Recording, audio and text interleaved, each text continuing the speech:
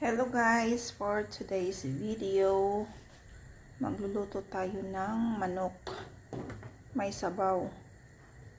So lalagyan ko lang to na pang-asim guys.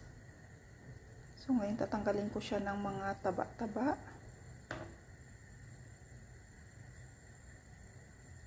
Yung mga bula-bula niya. Actually tinatanggalan ko siya ng balat yung mga chicken. Kaya lang kasi nilagyan ko ng paa. Mix ito. Ayan, may wings, may paa.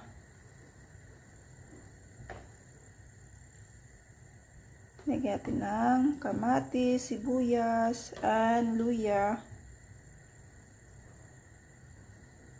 So, hayaan lang natin siyang kumulo ng another 20 minutes. Ayan, wala na ganong mantika. Thank you for watching.